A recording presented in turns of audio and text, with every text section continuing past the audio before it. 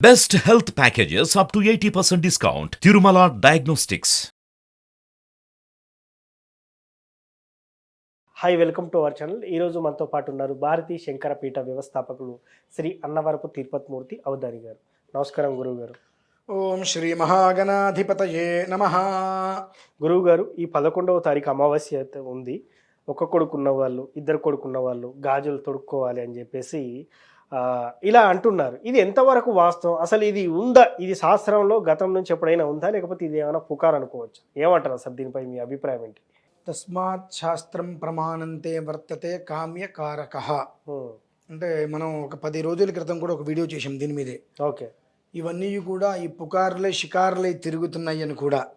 ఎందువల్లంటే అండి, అమావాస్య కావచ్చు, సంక్రాంతి కావచ్చు, దీనికి ఒక కొడుకుకి, ఇద్దరు కొడుకులకి, ముగ్గురు కొడుకులకి సంబంధం అనేటువంటిది ఎక్కడా కూడా చెప్పబడలేదు. అనాది నుంచి కూడా, అంటే నాకు తెలిసి ఒక 15-20 సంవత్సరాల నుంచి కూడా సంక్రాంతి వచ్చినా, సంక్రాంతి ముందు అమావాస్య వచ్చినా ఇటువంటివి వస్తూనే ఉన్నాయి. ఎందుకు వస్తున్నాయి అనేటువంటి దాని మీద ఏ ఒక్క క్లారిటీ కూడా లేదు. ఇంత పూర్వం మనం చెప్పుకున్నాం. ఇక్కడ ఎలా ఉంటుందంటే అండి, గొర్రెల మంద అంటారు. అంటే ఏదైనా ఇది వాస్తవం అని చెప్తే అది జనాలు వినటానికి కూడా ఇష్టపడరండి. మీరు గాజులు ఇవ్వాలి, కాటుకు పెట్టుకోవాలి, బొట్టు పెట్టుకోవాలి, కాళ్ళకి మట్టెలు పెట్టుకోవాలంటే, పెట్టుకోకపోతే ఏదైనా అనర్థం జరుగుతుందేమో అనే ఒక మూఢనమ్మకంతో జనాలందరూ కూడా పరిగెడుతున్నారు. మినహాయిస్తే ఒక వాస్తవికత, ఇప్పుడు మీరు అడిగారు శాస్త్రం ఏమన్నా, శాస్త్రం అయితే లేదండి. ఇప్పుడు ఏదైనా తస్మాత్ శాస్త్రం ప్రమాణంతే వర్తతే కామ్యకారకః. మన కోరికలను నెరవేర్చుకోవడానికి కొన్ని శాస్త్రాలు మనం తీసుకొస్తున్నాం. నిజంగా ధర్మసింధు, నిర్ణయ సింధు అటువంటి గ్రంథాలలో, ధర్మశాస్త్రాలలో ఎక్కడ చెప్పబడి ఉందా? ఎక్కడా లేదు. ఎందుకు తీసుకొస్తున్నాము? వినేవాళ్ళు ఉన్నారు కదా, వినేవాళ్ళు ఉన్నారు, చెప్పంగానే ఆచరిస్తున్నారు కాబట్టి మనం ఏదైనా చెప్పవచ్చు. ఇప్పుడు మనం ఏం చెప్పినా వినేవాళ్ళు ఆచరించట్లేదు అంటే చెప్పడానికి ఆలోచిస్తారు. ఏం చెబుతున్నప్పటికీ కూడా వినేవాళ్ళు ఆచరిస్తున్నారు అన్నప్పుడు ఇటువంటి ఎన్నైనా మనం పుట్టిస్తాం. ఇవాళ మీ వయసు ఒక 30 ఉండొచ్చు, నా వయసు 40 ఉండొచ్చు. ఇవాళ వీడియోస్లో ఇద్దరు కొడుకులు, ఒక్కడుకు గాజులు ఇవ్వండి, కాటికి ఇవ్వండి అని చెప్తున్నారు, బాగానే ఉంది. ఒక 70 ఏళ్ళు 75 ఏళ్ళు ఉన్నటువంటి వృద్ధులు ఉంటారు ఇంట్లో, వాళ్ళకి అవగాహన ఉంటుందిగా. అరే, మనకి ఇంత వయసు ఉంది, ఇన్ని సంవత్సరాలలో ఇన్ని సంక్రాంతులు చూసాం కదా, ఎక్కడైనా మనకు గుర్తున్నంతలో మన పల్లెటూరులో కానీ, మనం ఉన్నటువంటి వాతావరణంలో కానీ ఇటువంటి ఎప్పుడైనా ఎక్కడైనా మనం చూసామా, విన్నామా అనేటువంటిది వాళ్ళకి అర్థమవుతుంది. ఒకవేళ వాళ్ళు ఎవరైనా, నాయన వద్దు నాయన, ఇది అవసరం లేదు, మన ఇళ్లలో ఎప్పుడు ఇది లేదు, కొత్తగా వచ్చిందని చెప్తే వినరండి. ఎందువల్లనంటే ఎప్పుడూ కూడా నమ్మకం కన్నా మూఢనమ్మకం ఎక్కువగా పరిగెడుతుంది. విశ్వాసం కన్నా అంధవిశ్వాసం బాగా పరిగెడుతుంటుంది. ఇప్పుడు ఇవన్నీ కూడా అవే నడుస్తున్నాయి. నిన్న ఒక 10 రోజులు అవుతుందాము మనం దీని మీద చేసాం. మామూలుగా కూడా సంక్రాంతి వస్తే ఈ శంకరుడు ముసలి మీద వస్తున్నాడు, నెమలి మీద వస్తున్నాడు అని చెప్పి నానా ప్రక్రియ కంపు చేస్తున్నారు. ఇది ఎంతవరకు నిజమంటే అసలు అదంతా నిజం ఏమాత్రము లేదు. ఎందుకంటే శాస్త్ర ప్రమాణంలో ఎక్కడా కూడా ఇవి చెప్పబడి ఉండవండి. ఎందుకంటే అది లేదు కాబట్టి. లేనటువంటి దాన్ని శాస్త్రం ఎలా ఒప్పుకుంటుంది? ఒప్పుకోదు. నాకు చిన్న సందేహం గురువు గారు, గాజులు వేసుకుంటే తప్పేముంది అనేది నా ప్రశ్న.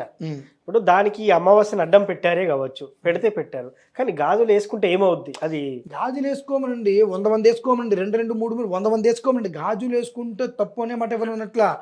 ఒక కొడుకు ఉన్న వాళ్ళు, ఇద్దరు కొడుకులు ఉన్న వాళ్ళు గాజులు వేసుకోండి అంటే దానికి దీనికి సంబంధం ఎక్కడి నుంచి వచ్చింది? ఓకే, వేసుకోమని చెప్తారు, వేసుకుంటారు, ఎప్పుడైనా వేసుకోండి గాజులు, దానికి సంబంధం మాట్లాడట్లేదు కదా. ఈ అమావాస్యకి ఈ ఒక కొడుక్కి, ఇద్దరు కొడుకులకి ఎక్కడి నుంచి వచ్చింది సంబంధం? ఎక్కడి నుంచి అది ప్రారంభమైంది? దీనికి మూలం ఏముంది? ఏ సంవత్సరంలో? అంటే ఇత పూర్వం 100 ఏళ్లకో, 200 ఏళ్ల క్రితమో, 300 సంవత్సరాల క్రితమో ఏదన్నా ఒక ధర్మశాస్త్రంలో ఇవాళ వచ్చేటువంటి గ్రంథాలు వద్దు, ఈ 10 ఏళ్ళకి 20 ఏళ్ళకి వచ్చే గ్రంథాలు మనకొద్దు. అనాది నుంచి వచ్చేటువంటి గ్రంథాలలో ఎక్కడైనా ఈ అమావాస్య రోజు నాడు ఇది మీరు చెయ్యండి అని చెప్పబడి ఉన్నదా? చెప్పబడి లేనటువంటి దాన్ని మనం ఎందుకు చేయటం అంటా నేను. ఓకే సార్, ఇప్పుడు అమావాస్యకు గాజులు తొడుక్కునే పని లేదు, అసలు గాజులు వేసుకున్నా వేసుకోకున్నా ఏం కాదు, అదంతా పుకారని మనకు తెలిసింది. అవును. ఇప్పుడు ఈ అమావాస్యకి ఏం చేయాలంటే, ఇది మార్గశిర అమావాస్య, కొత్త సంవత్సరం కొత్త అమావాస్య అంటారు కొంతమంది. ఇప్పుడు ఏం చేస్తే ఈ అమావాస్య రోజు?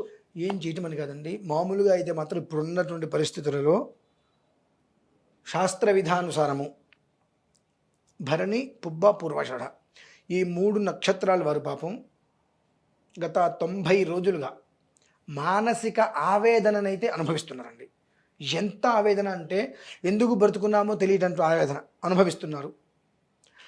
అందులో నుంచి బయటపడడానికి ఈ ఒక్క అమావాస్య రోజు నాడు ఏదైనా నదీ స్నానం చేసి భగవదారాధన చేసుకుంటే, ఈశ్వరుడికి అభిషేకం చేసుకొని, శనగలు ఉంటాయి మనకు, మంగళవారం రోజు నాడు వైనాలు ఇస్తుంటారు.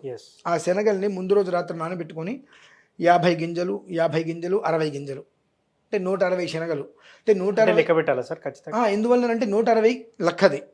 160 ఒక్కడే దండ వేస్తే దానికి స్వామివారికి 4-5 రౌండ్లు వేస్తాం కనుక 3గా కట్టుకొని ఆయన మెడలో వేసి 16 వడలు జక్క చేసుకొని ఆయన మెడలో దండ వేసేసి బృహస్పతికి సంబంధించినటువంటి మంత్రం లేదా ఆదిగురు దక్షిణామూర్తి, ఇప్పుడు మనకు గురుర్ బ్రహ్మ చంద్రకి గురుర్ బ్రహ్మ గురుర్ విష్ణు గురుర్దేవో మహేశ్వర గురు సాక్షాత్ పరం బ్రహ్మ తస్మై శ్రీ గురవే నమః అనకు ఒక 16 సార్లు అనుకుంటూ 16 ప్రదక్షిణాలు చేయటం. ఇంకా మనకు అవకాశం ఉంది. మౌనవ్యాఖ్యా ప్రకటిత పర బ్రహ్మతత్వం యువానం వరిశిష్టాంతే వసదృశి గణైరావృతం బ్రహ్మనిష్టై ఆచార్యేంద్రం కరకలిత చిన్ముద్రమానందమూర్తిం స్వాత్మారామం ముదిత వదనం దక్షిణామూర్తిమీడే. అది దక్షిణామూర్తి స్తోత్రం. ఇటువంటివి ఏదైనా గురువుకి సంబంధించినటువంటి ఒక స్తోత్రాన్ని పారాయణ చేసుకుంటూ ప్రదక్షిణాలు చేసుకుని బయటికి రాగలిగితే ఈ యొక్క 3 నక్షత్రాల వారు ఈ యొక్క 90 రోజుల నుంచి ఎటువంటి మెంటల్గా డిప్రెషన్లోకి వెళ్ళిపోయారంటే, ఒక పేపర్ని చక్కటి పేపర్ని నలిపేస్తే ఏమైపోతుందో అలా అయిపోయారు. ఏ 3 నక్షత్రాలండి? భరణి, పుబ్బ, పూర్వాషాఢ. అంటే ఇది ఎందుకు నేను చెప్పవలసిన పరిస్థితి వస్తుంది అని అంటే, మొహమాటం కోసమో, ఎవరో చెప్పారనో, తప్పనిసరనో, బెదిరించుతున్నారనో, ఇంకేమన్నా చేస్తారని చెప్పి కొన్ని అనవసరమైనటువంటి పనులు చేయవలసిన పరిస్థితి వస్తుంది. దాని నుంచి వీరి జీవితం అనేటువంటిది అంధకారంలోకి వెళ్ళిపోతుంది. వెళ్ళిపోయింది ఆల్రెడీ. దాని నుంచి తనను తాను కాపాడుకోవడానికి, తను బాగుంటే తన కుటుంబం బాగుంటుంది కాబట్టి తనను తాను కాపాడుకోవడానికి నదీ స్నానం అనేటువంటిది చాలా శ్రేయోదాయకం. ఎందుకు చెబుతున్నాను అంటే, ఆ 3 నక్షత్రాలలో ఒకటి నాది కూడా ఉంది. అంటే మీరు వెళ్తున్నారా నదీ స్నానానికి? ఆల్రెడీ నిన్న ఒక నదీ స్నానం చేశా, ఇవాళ ఉదయం ఒక నదీ స్నానం చేశా. రేపు ఉదయం బయలుదేరేసి అంటే ఇవాళ రాత్రికి వెళ్తా, రేపు ఉదయానికి బయలుదేరి ఉజ్జయిని వెళ్తున్నా. అంటే 3 నదీ స్నానాలు చేయాలి. 4 నదీ స్నానాలు నేను చేస్తున్నా. 4 నదీలు అందరినీ చేయమని చెప్పట్లా, కనీసం ఒక్క నదిలో, ఏదైనా ఒక నదిలో పిల్లలు పెద్దలు ఎవరైనా సరే, పిల్లలు ఉంటే తీసుకెళ్ళి ముంచడం. కానీ పిల్లలు విదేశాల్లో ఉన్నారు, ఆ పిల్లలు బాగుండాలి కాబట్టి తల్లిదండ్రులు వెళ్ళి నదీ స్నానం చేసి ఈశ్వరాభిషేకం చేసుకొని ఈ విధానాన్ని, చిన్న పరిహారం అది. మీ బోటి వాళ్ళు చెప్తుంటారు నదికి వెళ్ళకపోయినా పర్వాలేదు, ఇంట్లో ఉన్న నీళ్లు జల్లుకుంటూ మంత్రం చెప్తే కూడా ఫలితం దక్కుతుందని. మీరేమంటారు దీనికి? ఇప్పుడు అన్నిట్లకి అన్నీ ఉండవండి. అంటే శరీరం ఒకటి ఉంటుంది, దేశకాల దేహ ధర్మ వైపరీత్య శంకయ శ్వహ. దేశకాలాన్ని అనుసరించి దేహ ధర్మాన్ని అనుసరించి ఇప్పుడు నేనే ఉన్నా, నాకు శరీరం సహకరిస్తుంది, నేను వెళ్ళను ఇంట్లో గంగే జమునే కృష్ణ చల్లుకుంటాను అనుకోండి, ఆ పాపం కూడా నాకే వస్తుంది. అవును, కాళ్ళు చేతులు మన స్వాధీనంలో ఉన్నాయి అన్నప్పుడు వెళ్ళటమే, ఎక్కడో ఒక నదిలో స్నానం చేసి రావాలి. ఈ అనుభవిస్తున్నటువంటిది వెళ్ళిపోవాలి అంటే ఎందువలన, ఇవాళ వెళ్ళటానికి నాకేదో ఉద్యోగంలో కుదరలేదు, అది కుదరలేదు వెళ్ళాం, రేపు పొద్దున ఏ పుట్టినరోజో పెళ్లి రోజు వస్తే సెలవు పెట్టుకుని ఎక్కడికంటే అక్కడికి వెళ్ళట్లేదా, దానికి వచ్చిన సెలవు దీనికి దొరకట్లేదా, అది అనేటువంటిది ఒకరోజు సంతోషం. ఇది జీవితం. అంటే ఈ నక్షత్రం వారి ప్రతి ఒక్కరూ కూడా నదీ స్నానం చేయడం శ్రేయస్కరం. కానీ ఈ 3 నక్షత్రాల వారు అనేటువంటిది ఒక 90 రోజులుగా మెంటల్గా, మానసికంగా, ఆర్థికంగా, శారీరకంగా కుచించుకుపోయి ఉన్నారు. ఇక తెల్లవారితేపటి పరిస్థితి ఏంటి అనేటువంటి స్థితి ఖచ్చితంగా చాలామంది అనుభవిస్తున్నారు. వారందరినీ దృష్టిలో ఉంచుకొని నేను ఈ మాట చెప్పడం జరుగుతుంది. ఎందుకంటే ఎప్పుడైనా నదీ స్నానం ఎన్నో దోషాలని తీసేస్తుంది కనుక ఇప్పుడు నేను ఆల్రెడీ 2 నదీ స్నానాలు చేశాను. ఉజ్జయిని వెళ్తున్నా, మనకు ఒక 5-6 నెలల్లో పుష్కరాలు కూడా ఉన్నాయి దానికి.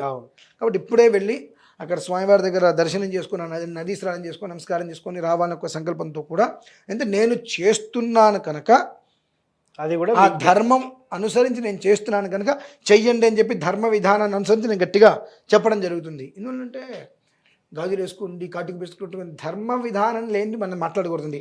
అటువంటివి కొన్ని మాట్లాడే నెత్తి మీదకి తెచ్చుకుంటూ ఉంటాం. కాబట్టి ధర్మశాస్త్ర ప్రమాణం ఏం చెప్పబడి ఉన్నది అది అనుసరించండి అంతే చెప్తే ఖచ్చితంగా ఈ ఒక్క 2 కొడుకులు, ఒక్కడుకున్న వాళ్ళు గాజులు వేసుకోవాలి, కుంకుమ పెట్టుకోవాలి, ఉంగరాలు పెట్టుకోవాలి అనేటువంటి మాట పచ్చి అబద్ధం. సో మొత్తానికి మనం స్టార్టింగ్ గాజులు వేసుకున్న దగ్గర నుంచి మొదలు పెడితే చివరికి ఈ నక్షత్రం వాళ్ళకి బాగాలేదు, వాళ్ళు చేస్తే బెటర్ అని చెప్పి చాలా చక్కగా చెప్పారు sir. Thank you so much.